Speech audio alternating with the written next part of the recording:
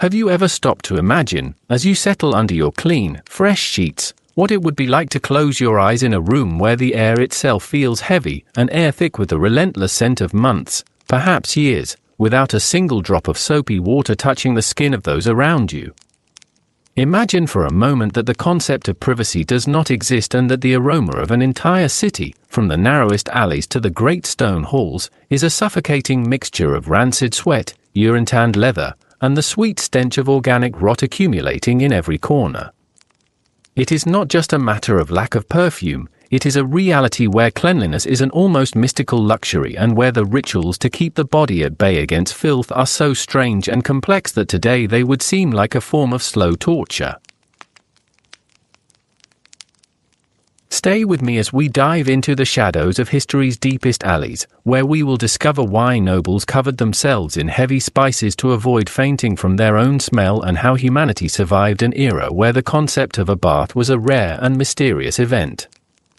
Hi, I'm Manuel. Welcome to my channel again. Today we are going to take a deep and calm sensory journey through the most shocking hygiene habits of the Middle Ages, a time many describe as dark, but which was actually tinged with shades of grey by the soot and dust accumulated on the skin of its inhabitants. To understand this world, we must shed our modern mentality and accept that, for a 14th century peasant or even a knight, the concept of a daily bath was non-existent. Popular belief and the weight of tradition meant that civilizations went through full seasons without ever submerging in a tub. Imagine the touch of thick wool clothing rubbing against skin that never feels quite dry or clean, the constant itching of the fabric, and the resignation of knowing that the aroma you give off is simply the aroma of life itself in that era. But before you think this is just a story about dirty people, let me tell you something that will change your perspective. In the medieval mind, being too clean could actually kill you. They believed that water, especially hot water, opened the pores and allowed the miasma or corrupt air of the plague to enter the heart. So, staying dirty was, in a way, a desperate act of survival. As we move through this chronicle, I want you to visualize a typical morning in a walled medieval city. The sun is just beginning to break over the stone towers and the first sound you hear is not that of nature, but of a window opening on the upper floor, followed by the warning cry that no one wanted to hear, "Garde-lou." A torrent of waste falls directly into the center of the cobbled street, where it mixes with the mud and the remains of the draft animals that have already started their day. There are no sewers, no hidden pipes, everything is in sight and, above all, within reach of the sense of smell. Passers-by walk on wooden planks or high platform shoes called pattens, desperately trying not to soil their hems with a mixture that will take weeks to be washed away by a heavy rain. This is urban hygiene, a daily challenge where personal cleanliness began by simply trying not to be splashed by the filth of the neighbors. If you were unlucky enough to be walking by when that bucket was emptied, your entire day, and your only set of clothes, was ruined. There was no quick wash in the machine waiting for you at home. The reality of the Garde-lou was more than just a nuisance, it was an entire social system. In some cities, there were laws about when you could throw your night soil out the window, but these were rarely followed. Imagine the sound of it, the heavy splash against the cobbles, the steam rising in the cold morning air, and the immediate swarm of flies that would descend. The streets were not just roads, they were open-air compost heaps. In many medieval towns, the center of the street was slightly lower than the sides, creating a kennel or gutter where all the liquids would collect. This black, viscous liquid was a permanent feature of city life.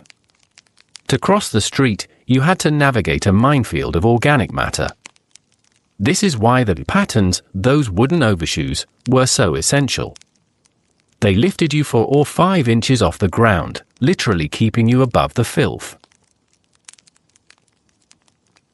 If you look at medieval paintings, you'll see these strange wooden soles. They were the only thing standing between a lady's silk slippers and a river of human waste.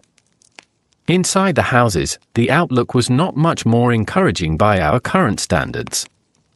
White linen clothing was used as a barrier, a kind of filter believed to absorb dirt from the body to keep the core safe.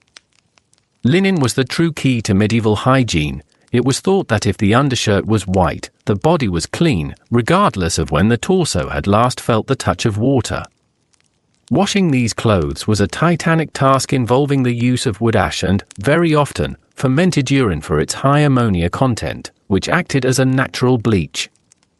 Imagine the process of washing your most intimate garments in a basin of urine, scrubbing until your hands were leathery, only to hang them near a peat fire that impregnated the fibers with a thick, earthy smell of smoke. It's a paradox of history. They used what we consider the ultimate waste to achieve the ultimate purity. This urine, known as chamber lye, was so valuable for the textile industry that people would actually sell their own waste to professional cloth fullers. The ammonia was so strong it would make your eyes water, but it was the only way to get the linen back to that godly white color. Let's talk now about the body odors that defined social hierarchies. In the court, nobles tried to distance themselves from the smell of the commoners not by bathing, but by saturating the senses. The use of essential oils brought from the East, such as musk, ambergris, and rose water, was a necessity for social survival. Pomanders, small perforated metal spheres containing spices and aromatic herbs, hung from the belts of ladies and lords, functioning as olfactory shields. When a noble walked through a congested area, they simply held the pomander to their nose to filter the surrounding air. It was a battle of fragrances, lavender and cloves fighting against the heavy air of the streets and the sweat of hundreds of bodies crowded into an unventilated banquet hall.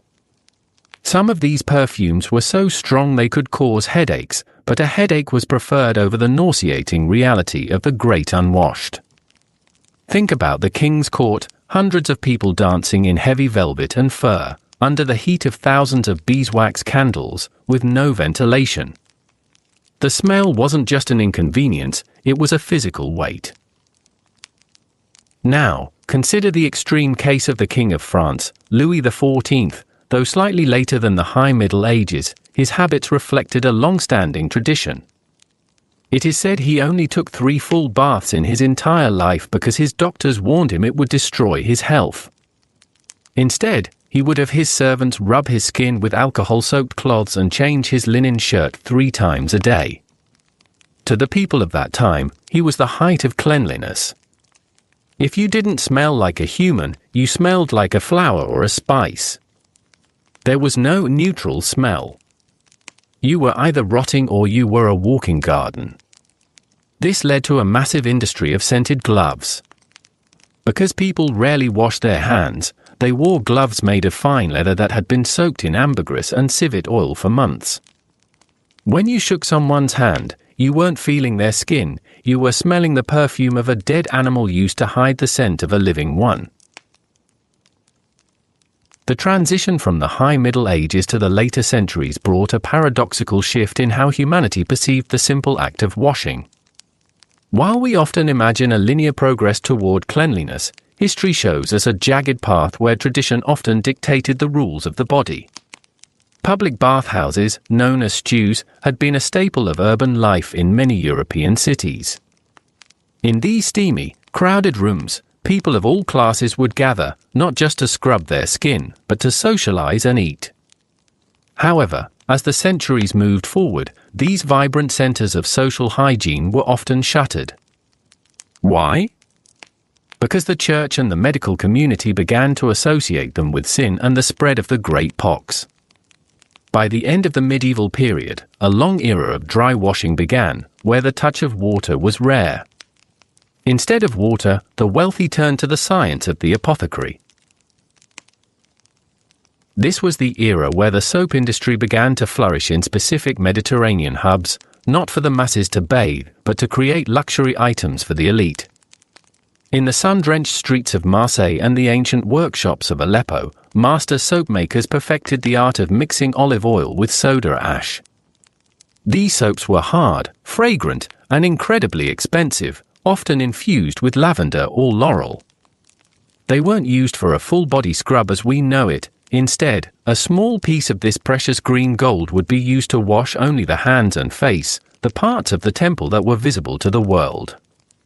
To use soap was to announce your wealth. If you could afford to smell like laurel instead of wood smoke and sheep fat, you were someone of importance.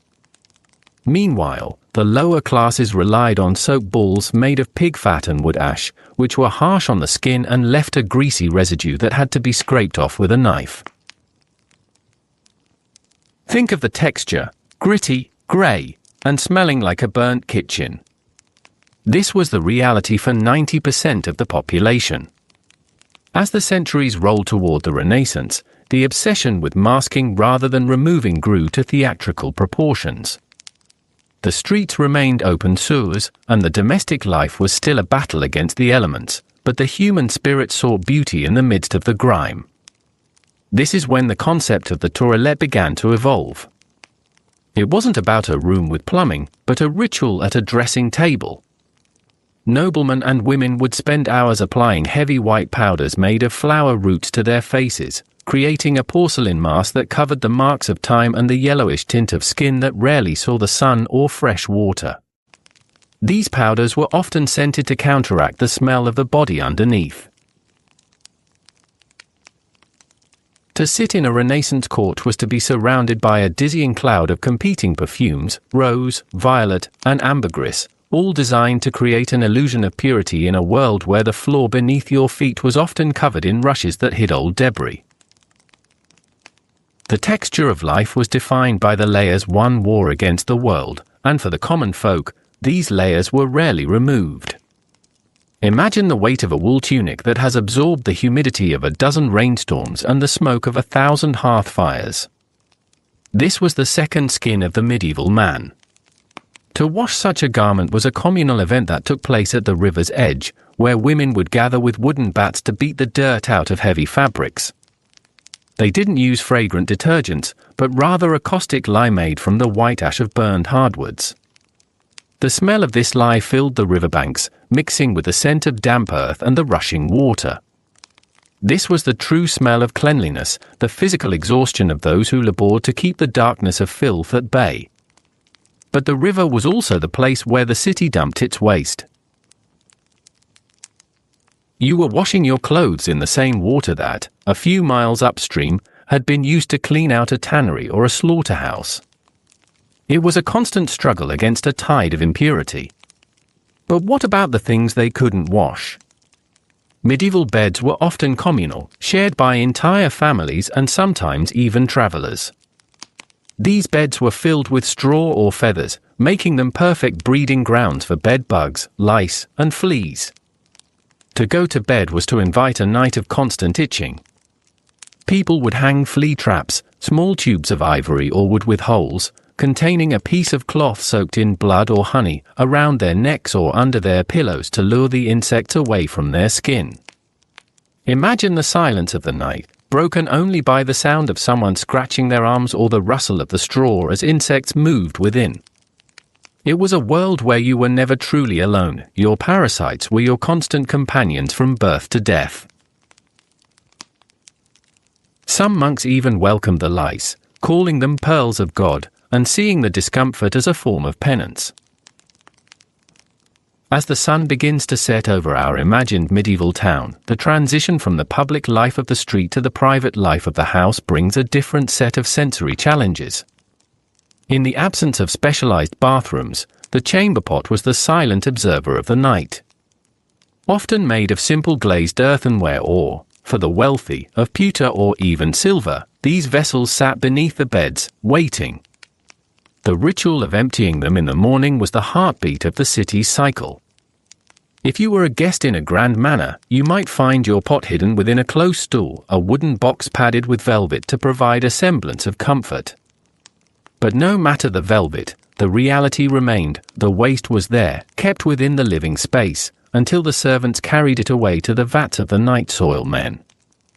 These men were the unsung heroes of the urban ecosystem, moving through the streets when the world was asleep, their carts creaking under the weight of the city's secrets. Let us pause for a moment to consider the night soil men. Their job was one of the most vital and yet most loathed in the medieval world. They operated in the dead of night, not just for convenience, but because the law often forbade the transport of human waste during daylight hours due to the unbearable stench. They would climb down into the deep pits beneath the public latrines, often called gongs, and shovel out the waste by hand. This material, the night soil, was actually a valuable commodity. It was sold to farmers outside the city walls to fertilize the fields that grew the wheat for the city's bread. It was a perfect, if disgusting, circle of life. When you ate a piece of bread in 1350, you were indirectly consuming the recycled waste of your fellow citizens. The air around these men was so toxic that many suffered from permanent respiratory issues, yet without them, the medieval city would have literally drowned in its own refuse within weeks. The rhythm of the medieval city was governed by the texture of the light and the changing scents of the seasons. Imagine the transition from a dry, dusty summer to the first heavy rains of autumn. For a person living in a timber-framed house, the rain was a master of the senses. It washed the soot from the thatched roofs, bringing the smell of damp straw and ancient wood into the living spaces. The streets, once a theatre of dry dust, transformed into a landscape of soft, gurgling mud. You could hear the rhythmic drip of water from the lead gargoyles of the cathedral, a sound that echoed through the narrow lanes like a natural metronome. Inside the workshops, the air was a different story. Think of the Weavers' Guild, where the sound of the wooden loom was a constant, repetitive thrum. The smell here was of raw wool and vegetable dyes, madder root for red and woad for blue. These dyes were boiled in large copper vats, releasing a thick, earthy steam that clung to the hair and the clothes of the workers. As the evening settles over the market square, the vendors begin the slow process of packing away their wares. The spice merchant carefully seals his jars of cinnamon, pepper, and cloves, each movement releasing a tiny cloud of fragrance that lingers in the cooling air. These spices were more than just food, they were a form of sensory currency. To walk past a spice stall was to be transported for a brief moment to a world beyond the stone walls of the city. The scent of the distant east mixed with the smell of freshly baked rye bread from the nearby bakery, creating a complex, layered atmosphere. You could navigate the city with your eyes closed, guided simply by the changing scents of each street, from the sharp smell of the tanneries to the sweet, flowery air of the herb gardens. Tanners were often forced to live in their own segregated districts because their work involved soaking hides in vats of dog feces and urine to soften them. The smell was so aggressive it could be detected miles away before you even saw the city gates. The floors of the great halls were another sensory marvel. They were often covered in a thick layer of fresh rushes, long, dried grasses gathered from the riverbanks. These rushes were more than just a carpet, they were a living filter for the room. Every few weeks, new layers were added, and sometimes herbs like meadowsweet or lavender were strewn among them. When you walked across the hall, your footsteps would crush the herbs, releasing a sudden, fresh burst of scent that momentarily masked the heavier smells of the household. It was a soft, rustling sound, like walking through a dry meadow, and it provided a layer of insulation against the cold earth beneath. Imagine the feeling of those dry grasses beneath your leather shoes, the way they cushioned your step and whispered with every movement. However, there was a dark side to this herbal carpet. Beneath the fresh top layer, older rushes rotted for months, trapping spilled ale, grease from the table, and the occasional waste from dogs that roamed the hall. It was a layer of cleanliness hiding a foundation of decay. To talk of hygiene is also to talk of the mouth. Medieval dental care was surprisingly advanced, yet primitive. They didn't have plastic toothbrushes, but they did have chew sticks made from aromatic woods like hazel or licorice. They would fray the end of the stick and rub it against their teeth to remove plaque. For toothpaste, they used mixtures of burnt bread, salt, and charcoal. A common recipe involved grinding up sage and mixing it with honey to create a paste that not only cleaned the teeth but also masked bad breath. If you had a toothache, however, the solution was far more brutal. There were no dentists, only barber surgeons who would pull the offending tooth with a pair of cold iron pliers, often in the middle of a noisy market to drown out the patient's screams. The concept of oral hygiene was less about a white smile and more about preventing the agonizing pain of a rotten molar in a world without anesthesia. The transition from the world of labor to the world of shadows was marked by the flickering, amber glow of the tallow candle. To understand the light of the past is to understand a different kind of vision. These candles, rendered from fat, were a labor of the household, a slow process of dipping cotton or rush wicks until a slender cylinder was formed. As you sat by this light, the candle would smoke, releasing a faint, savory scent that spoke of the hearth. The shadows it cast were long and alive, dancing across the timbered walls. This was a soft light, a light that didn't demand your attention but invited your eyes to rest, to squint, and finally, to close. In the profound silence of a night without electricity, the sounds of the natural world became magnified. You could hear the cooling of the stones in the walls, a series of crystalline clicks as the heat of the day ebbed away. The wind, passing through the narrow gaps in a cottage door, sang a low, mournful whistle. Consider the artistry of the rushlight, the humblest form of illumination. A single meadow rush, peeled to reveal the white pith, was soaked in grease. When lit, it burned with a tiny, intense flame for only a few minutes. There is a quiet beauty in the economy of such a light, a reminder that in this era, every moment of clarity was cherished.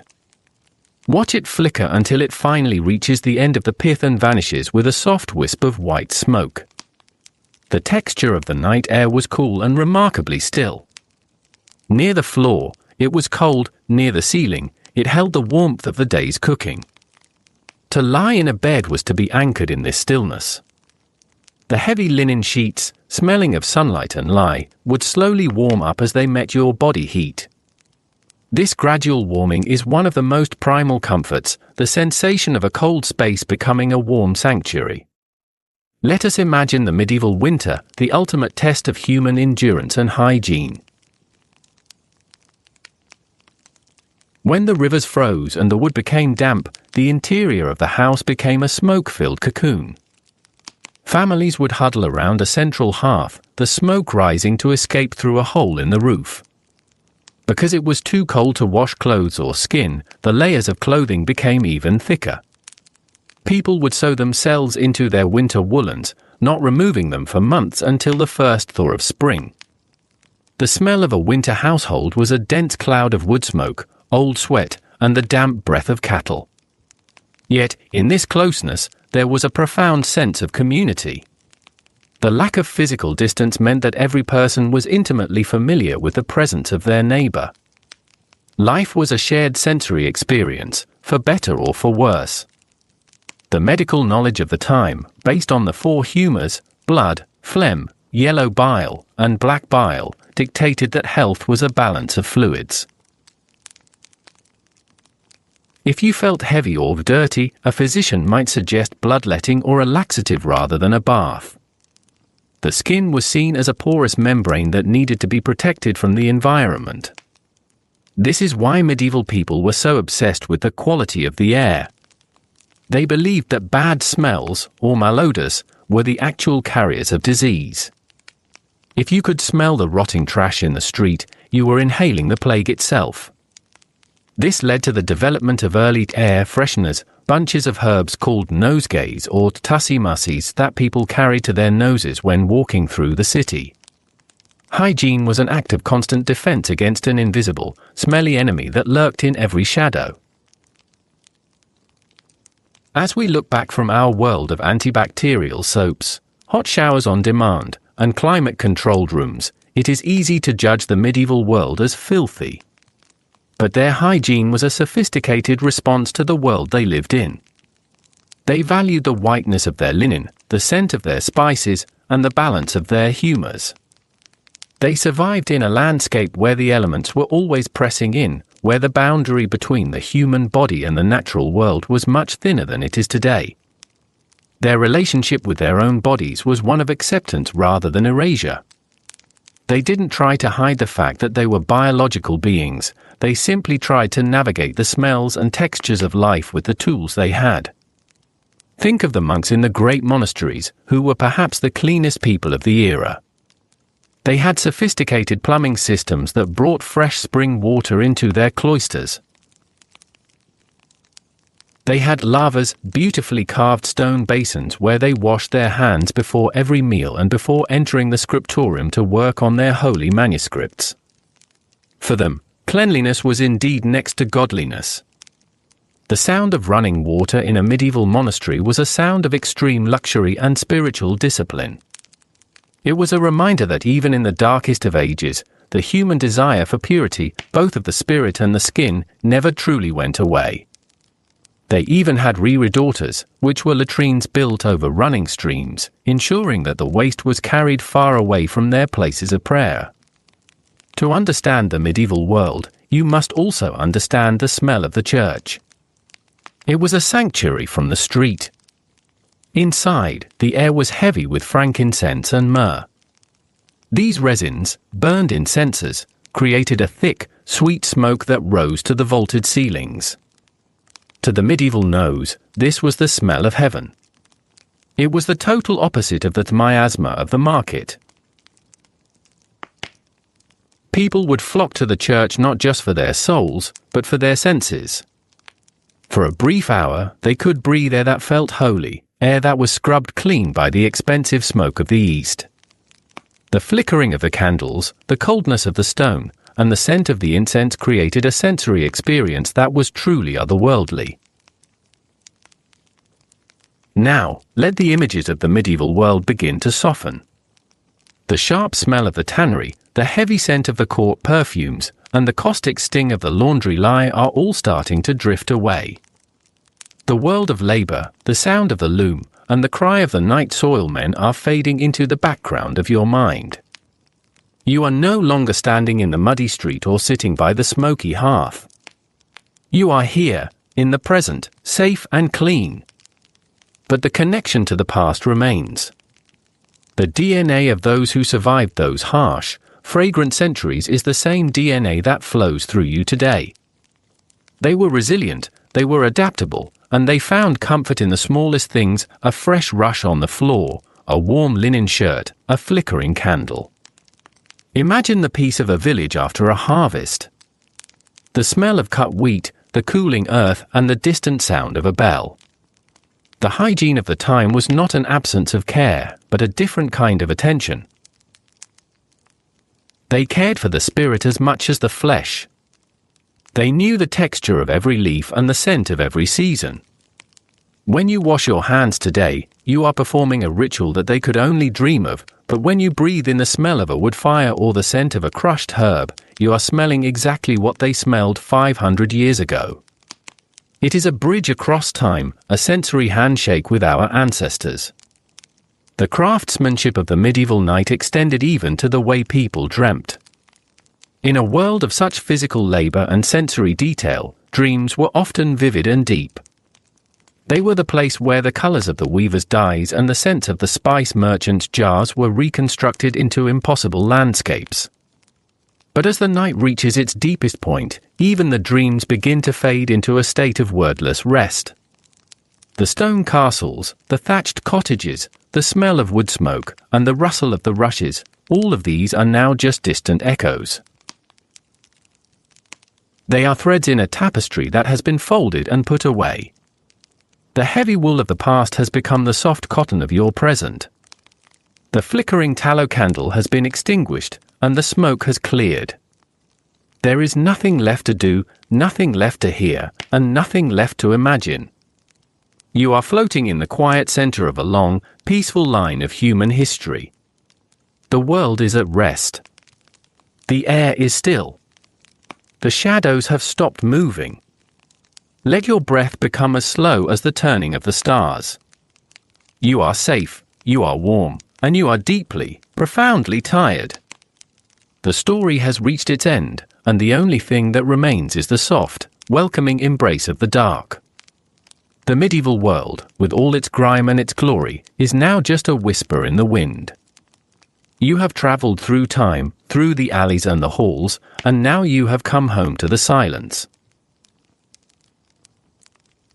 The weight of the day has lifted. The tension in your muscles has dissolved like salt in water. The sounds of the modern world, the hum of the refrigerator, the distant sound of traffic, are no different from the rustle of the rushes or the cooling of the castle stones. They are just the white noise of existence. You are part of a continuous story that spans 1,000 years. Sleep is the bridge that connects you to every human who has ever lived, from the king in his velvet bed to the peasant in his straw loft. We all seek the same peace at the end of the day. Let the darkness be a blanket. Let the silence be a sanctuary. Your mind is a calm, still lake, reflecting nothing but the softest light of the moon. The journey is over. The path is clear. There is no more history to learn, no more facts to remember. There is only the rhythm of your own heart, beating steady and slow. You are drifting now, further and further away from the stone walls and the smoky fires. You are entering the realm of pure rest, where the concept of time does not exist. The stars are watching, just as they watched the towers of London and the fields of France centuries ago. They are the same stars, the same silence. As the last embers of the fire die out in the hearth of your imagination, feel the coolness of the air on your forehead. It is a clean air, a light air. The heavy scents of the past have been washed away by the tides of time. All that remains is the purity of this moment. You are here. You are now. And you are ready to let go. The shadows have finally stopped their dance. The world is perfectly, beautifully quiet. There is a deep, ancient comfort in knowing that after all the struggle, all the filth, and all the labor, there is always the night. There is always the rest. Good night, Manuel. Good night to the history that made us. Good night to the shadows that guided us. And good night to the light that eventually found us. May your rest be as deep as the centuries we have traveled together. Sleep now, for the morning is a world away, and the night is yours to keep. The story is done. The silence is complete. Rest. Just rest. Let your consciousness drift into the deep, dark sea of the past, where all the smells and sounds and worries of the world are finally, mercifully, forgotten.